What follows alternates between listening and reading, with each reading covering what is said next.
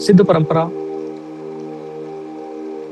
को बताने से पहले मैं अपने बारे में थोड़ा-सा बताऊँगा कि मैं किस तरह से इस परंपरा से जुड़ा और कैसे करके मुझे सिद्ध गुरुओं का सानिध्य प्राप्त हुआ और किस तरह से मुझे ये सारी विद्याएँ प्राप्त हुई। तो मैं अपने एक सेशन में इसके बारे में पहले भी बोल चुका हूँ, तो आज मैं थोड़ा-सा उसको रिपीट करूँगा। उसके बाद फिर हम सिद्ध गुरु मंडल के आवाहन मंत्र और सिद्ध गुरु मंडल में कौन-कौन है, किस तरह से उस चीज़ों को समझेंगे। तो लगभग आज से 25 साल पहले, ये ऑलमोस्ट 25 ईयर्स पहले की बात है, जब जो है मैं जॉब के लिए काफ़ी स्ट्रगल कर रहा था। उस समय एक ऐसा दौर आया मेरे जीवन में कि मैं काफ़ी डिप्रेशन में चला गया था, क्योंकि जो है वहाँ पर उस समय एक ऐसी स्थिति आ गई थी जहाँ पर जो है आगे का करियर क्या होगा मुझे समझ में नहीं आ रहा था, और काफ़ी सारी चीज़ें जो है मेरी लाइफ में चल रही थी, जिसके कारण जो है मैं एक ऐसी उलझन में आ गया था कि मुझे जो है आगे का रास्ता नहीं दिख रहा था। और उस समय एक चमत्कारिक रूप से कुछ घटनाएं घटी जो कि मेरे जीवन को पूर्ण रूप से बदल दिया। वैसे तो बचपन में मुझे बहुत सारी ऐसी अनुभूतियां हुई थी जो कि काफ़ी स्पिरिचुअल थी, और बाद में मैं उन सब चीज़ों को कनेक्ट कर पाया कि मेरी लाइफ में वो सारी चीज़ें क्यों घटी, क्योंकि जो है वो मेरे पास्ट लाइफ से रिलेटेड था।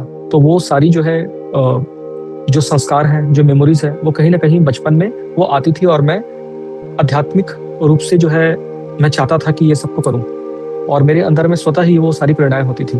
पर जैसे जैसे मैं बड़ा हुआ, मैं डिस्कनेक्ट हो गया अपने आप से और इस आध्यात्मिक जगत से, और कहीं ना कहीं मैं अब संसार में उलझ के मैं पूरी तरह से अपने किस तरह से करियर को आगे बढ़ाया जाए और किस तरह से जो है हम कर सकते हैं, क्योंकि उस समय एक यंग एज था और वो सारी चीज़ें जो है मेरे लिए ज़्यादा इंपॉर्टेंट हो गई थी। तो यह उस समय की बात है जब मैं हैदराबाद में था और मैं जॉब के लिए काफ़ी सर्च कर रहा था और मुझे उस समय सक्सेस नहीं मिल रहा था। तो मेरा एक नया रूममेट आया, और वो काफ़ी स्पिरिचुअल था, काफ़ी स्पिरिचुअल, और उसको बहुत एस्ट्रोलॉजी का बहुत ज्ञान था। तो काफ़ी सारे उसके पास जो है जो हमारे हॉस्टल में जो स्टूडेंट्स हैं, जो जॉब सीकर्स जो रहते थे, उसके पास आते रहते थे, और वो हॉरोस्कोप देखता था और बताता था, और बहुत ही अच्छे तरीके से पास्ट फ्यूचर सब बता देता था, और लोगों का काम भी होता था। यहाँ तक कि मैं देखता था कि वो जो स्टूडेंट्स हैं या जो जॉब सीकर्स हैं जो वहाँ पर है, उन लोग भी अपने रिलेटिव को लेके आ रहे हैं, कोई ना कोई फ्रेंड्स को लेके आ रहे हैं, और हर समय रूम में भीड़ होती रहती थी। तो मैं थोड़ा सा ऑब्जेक्शन भी किया कि प्लीज ये रूम में मत कीजिए। तो वो लोग वहाँ पर हॉस्टल में उसको इतना चाहने लगे थे कि उसके लिए अलग से रूम बंदोबस्त कर दिए थे, और वहाँ पर जाके कर रहा था।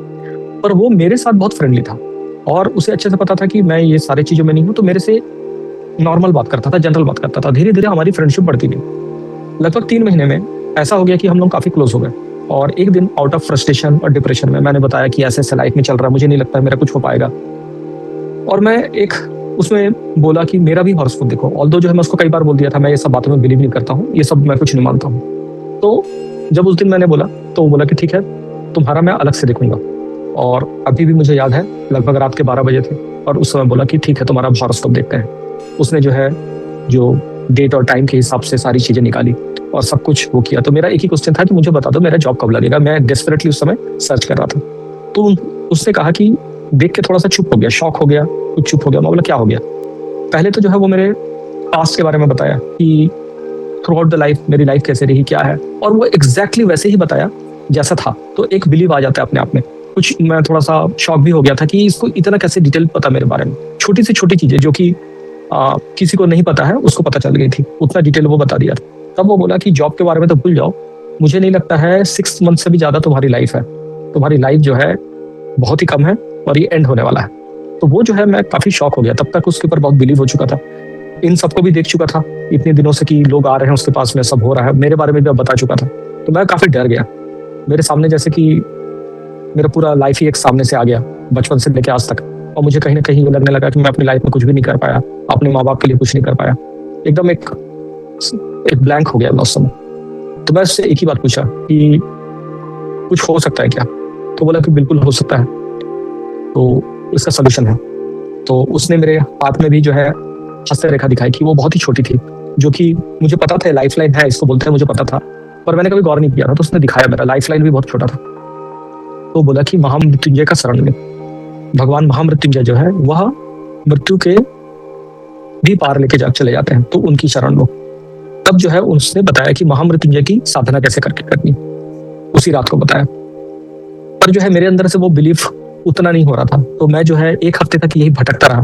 मैं जो है वहां पर कुछ एस्ट्रोलॉजर से भी कंसल्ट किया और लगभग सभी ने यही बोला। तो मेरे अंदर में ये आ गया, तो ये चीज तो ठीक बोल रहा है, और मुझे लगा कि अब मेरे पास में कोई चारा नहीं है सिवाय इसकी।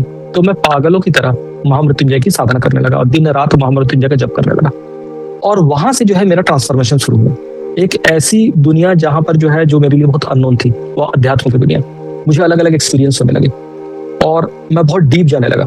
जब मैं जब करता था तो मैं ध्यान की स्टेट में चले आता था, एक ट्रांस में चले आता था, और मुझे बहुत सारे एक्सपीरियंस होने लगे थे उस समय। और जब मैं उसको बोलता था, मैं शेयर करता था, तो बस बोलता था बस तुम करो, तुम्हारा सब ठीक हो जाएगा। और देखते ही देखते मेरी लाइफ लाइन बढ़ने लगा मिराकुलसली, बिल्कुल चमत्कारिक रूप से।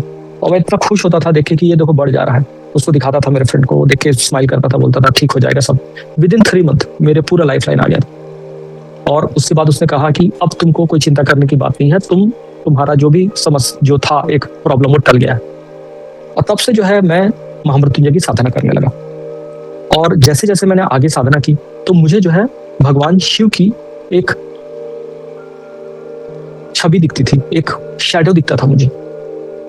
जैसे ही मैं आंख बंद करता था तो दिखता था कि त्रिशूल लिए खड़े हुए हैं, एक परछाई सी दिखती थी, और मैं उसी पर ध्यान लगा के करता था।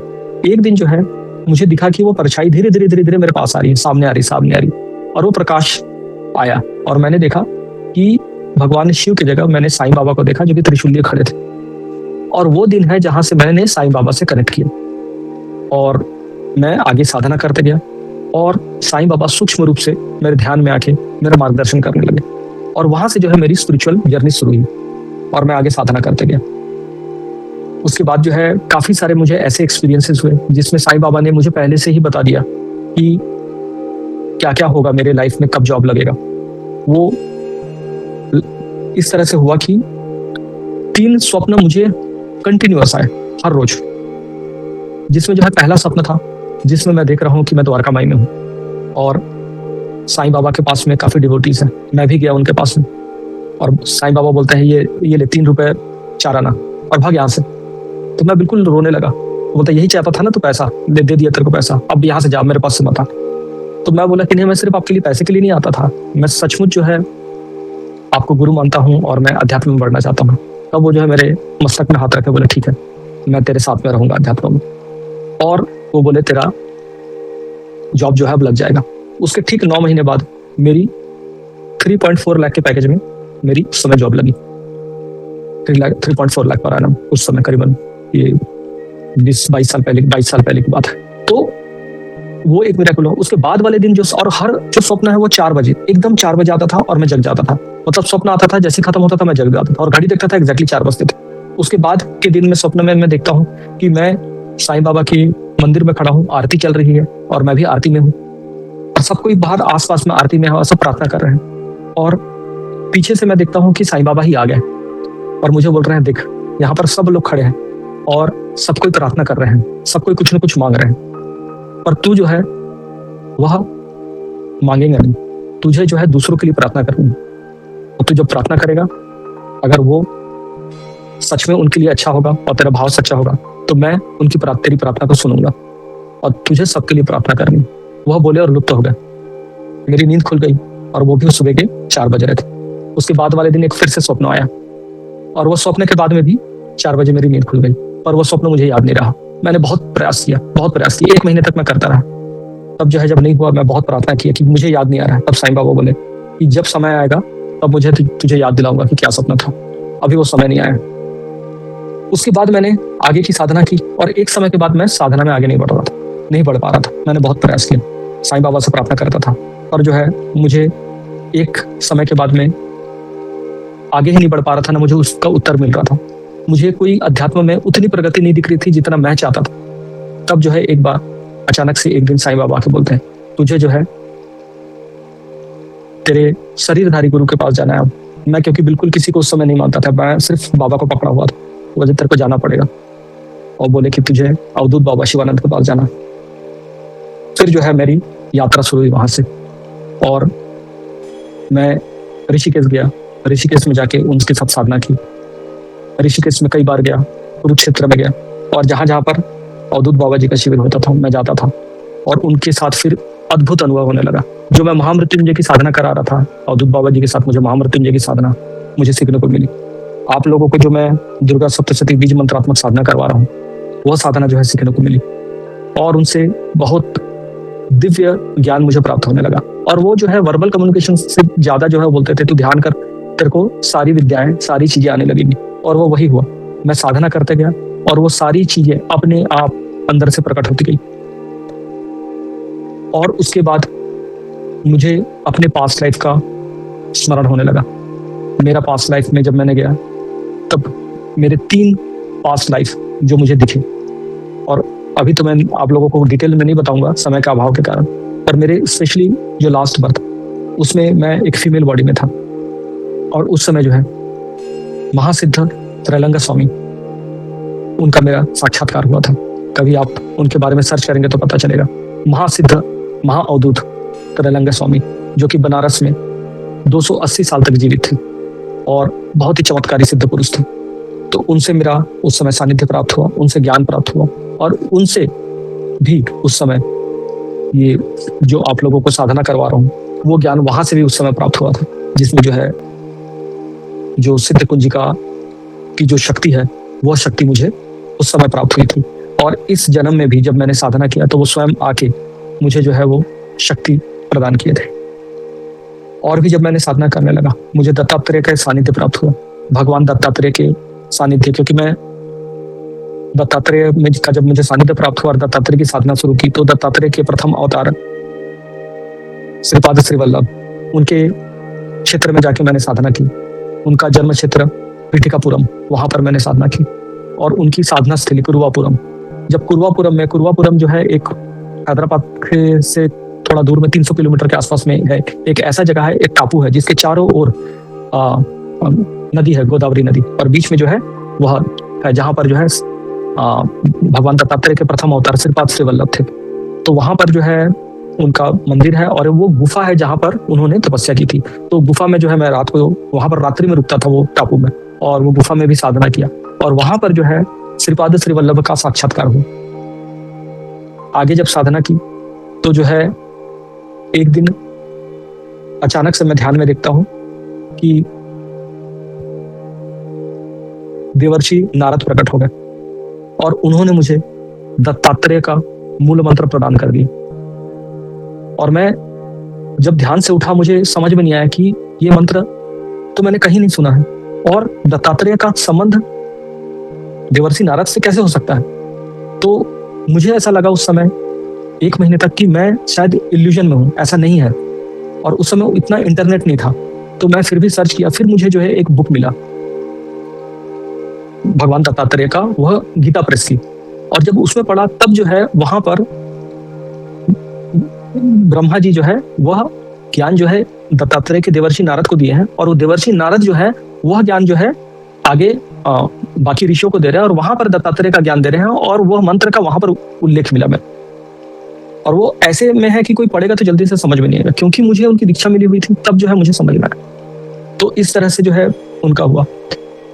तो अलग अलग सिद्ध लोगों के जो है मुझे दर्शन होने लगे, और वो उसी तरह से जो है भगवान दत्तात्रेय के जो दूसरे अवतार हैं नरसिंह सरस्वती, उनका जो है मैंने जब उनकी जन्मस्थली पे साधना की ना, वो जो है नरसिंहवाड़ी है, नरसिंहवाड़ी में मैंने साधना की। तो उनकी जो है सूक्ष्म रूप से अनुभूति हुई मुझे, और उनकी कृपा प्राप्त हुई ना। स्वामी समर्थ की स्थली में जाके वहां पर साधना किया। तो इस तरह से बहुत सारे तीर्थों में जहां जहां पर सिद्ध पुरुष हैं, जहां जहां पर सिद्ध लोग थे, और स्पेशली भगवान दत्तात्रेय की, वहां पर मैंने जाके बहुत ही गहरी साधना की। तब जो है मुझे ये पता चला कि अनुभव होने लगा, जो कि अवधूत बाबा जी भी बार बार बोलते थे। और अवधूत बाबा जी को भी साईं बाबा का सानिध्य प्राप्त हुआ था।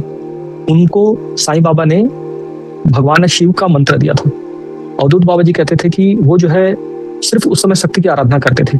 एक दिन एक रात्रि को वह शक्ति की आराधना कर रहे थे अपने घर में, और ध्यान में जब बैठे थे तो साईं बाबा आए और वो आके बैठ गए उनके पास ध्यान करने के लिए, और जोर जोर से वो शिव मंत्र का उच्चारण करने लगे। तो बार बार प्रार्थना करते थे अवधूत बाबा जी कि आप मन में कीजिए, जोर से मत पढ़िए, मेरा ध्यान भंग हो रहा है। तो वो चुप हो जाते थे और फिर से पढ़ने लगते थे। करते करते जो है पूरा रात्रि निकल गया और प्रातः हो गया। और जब प्रातः होता है तो देखते हैं आंख खोल के, क्योंकि वो एक्चुअली ये सब ध्यान में हो रहा था, और आंख खोल के देखते हैं तो कोई नहीं और दरवाजा भी बंद है। तब उनको तब ख्याल आया, अरे साईं बाबा स्वयं आए थे। और उस समय से जो है उनके मन में शिव मंत्र चलने लगा। और तब जो है उनको रियलाइज हुआ कि शिव की भी साधना करनी पड़ेगी। पर वो इतने ज्यादा उस समय माँ के भक्त थे, तो वो देवी माँ के दर्शन करने के लिए अलग अलग जाके वो पूछने लगे कि ऐसा मेरे साथ क्यों हुआ। तो वो उस समय जब जाते जाते नैना देवी के मंदिर में गए, तो नैना देवी के मंदिर में उनको समाधि घटित हुआ। और माँ नैना देवी उस समय स्वयं बोली कि तुम्हें जो है अब भगवान शिव की आराधना करनी। और फिर जो है वो भगवान शिव की आराधना करने लगे। तो उनको भी जो है सानिध्य प्राप्त हुआ था। तो कहीं ना कहीं मुझे लगा कि हो सकता है ये लिंक हो कि साईं बाबा ने उनके पास भेजा। इस तरह से मुझे कई सिद्ध महापुरुषों के दर्शन हुए और उनका सानिध्य प्राप्त हुआ। और बहुत सारे दिव्य मंत्रों को मुझे मेरे शरीरधारी गुरु से भी प्राप्त हुआ, और जो शरीर में नहीं है उनसे भी। और मैं बहुत हठी था। एक बार मैं साईं बाबा को ही पकड़ लिया कि आपको भी मंत्र देना पड़ेगा। और साईं बाबा जो है मुझे बार बार स्मरण दिलाते थे कि नहीं, तुमको साधना करनी है, मैं तुमको जहां जहां बोल रहा हूँ वहां जाके तुम्हें साधना करनी है। तो पर मैं बाकी छोड़ने वाला नहीं। तो मैं जो है शिरडी में ही जाके वहां पर हट करने लगा, वहीं पे बैठ गया। और रोज रात को जो है मैं द्वारका में ही जाता था और रात भर साधना करता था। और सुबह जो है अपने वहां पर एक छोटा सा एक रूम लेकर रखा था, और रूम में जाके सुबह चले आता था, रात भर वहीं साधना करता था। तो एक बार जब मैं साधना करके लौटा और मैं सोया, तो मैं एक ध्यान में चला गया। और वहां पर जो है साईं बाबा ने मुझे राम मंत्र दिया और उसका अर्थ भी बताया कि उसका क्या है। तब मेरी जीत पूरी हुई। तब मुझे रियलाइज हुआ कि साईं बाबा के वहां पर साईं राम क्यों लिखा रहता है, क्योंकि उनको राम नाम से बहुत प्रिय था। बहुत, जब वो आखिरी के समाधि के पहले भी जो है वो उनका पूरा जो है राम कथा का पूरा पारायण करवाए थे। जब आप साईं चरित्र पढ़ोगे तो देखेंगे।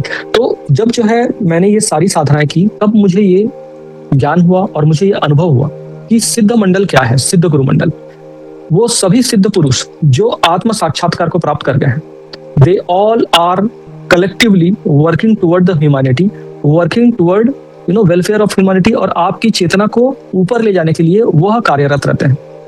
और वो उन लोगों को हमेशा देखते हैं जिनका भाव रहता है कि दूसरों की सेवा करने के लिए। तो जैसे कि मेरे अंदर में ये भाव था, तो मुझे ऐसा नहीं था कि मुझे सबको ये चीज देनी है। और मैंने जैसा आप लोगों को बताया कि मैंने 3 स्वप्न देखा था, उसमें 2 स्वप्न तो याद था और आखिरी का स्वप्न याद नहीं था। तब जब गुरु पूर्णिमा के समय मैं साईं मंदिर गया था, शिरडी में नहीं, यहीं पे मेरे जहां पर घर है वहां पर साईं मंदिर में मैं गया था। वहां पर जो है आरती के समय मैं ट्रांस में चला गया और मैं आंख बंद करता हूं तो मैं देखता हूं कि शिरडी में वही चल रहा है जो आरती चल रही है। और मैं आंख खोलता हूं तो सामने जो है चल रहा है। मैं ऐसा हो गया था कि मैं विश्वास नहीं कर पा रहा था। मैं आंख बंद करता था तो मैं देखता था कि वहां पर मैं हूँ द्वारका माई में। मैं आंख खोलता था तो मैं यहाँ पर हूँ। मेरी आंखों से आंसू निकल रहे थे। मैं मतलब कि शुरू में मुझे ऐसा लगा मैं शायद भ्रम में तो नहीं हूँ, क्योंकि अभी तक तो ध्यान में अनुभूति होती थी, आंखें खोल के कैसे करके हो रही। तो ये जो है एक लगभग आधे घंटे तक पूरी आरती चली और पूरे आधे घंटे तक मुझे पूरी अनुभूति हुई। और उस समय जो है मुझे साईं बाबा ने याद करवा दिया कि अब समय आ गया है कि तुम्हें अब दूसरों की सेवा करनी। और तब जो है मैं गुरु आज्ञा से आप लोगों के सामने आया जो मुझे ज्ञान देना था। अवधूत बाबा जी ने भी बोला था कि ये ज्ञान जो है सब तक पहुंचे, ऐसा प्रयास करो। तो ये सारी चीजों को लेके जब साईं बाबा का आज्ञा हुआ तब जो है मैं इस तरह से आया। तो मैं आप लोगों को ये बताना चाहता हूँ कि हो सकता है शायद आप लोगों को अभी ऐसा लग रहा हो कि ये ऐसा नहीं होता है, और आप विश्वास माने। जैसे जैसे आप साधना करेंगे और जैसे जैसे आप लोगों का विश्वास जगेगा, आप लोगों को यह अनुभव होना शुरू हो जाएगा। आप खुद सोचें कि आप सब लोगों को कुछ ना कुछ अनुभव हो रहा है। जब क्वेश्चन आंसर होता है सब बताते हैं मुझे ये अनुभव हुआ है। तो आप ये सोचें कि मैं इतने दूर में आपसे इतना दूर यहाँ पर बैठा हुआ हूँ, कैसे करके संभव है कि वह दिव्यता आप तक महसूस हो रही है।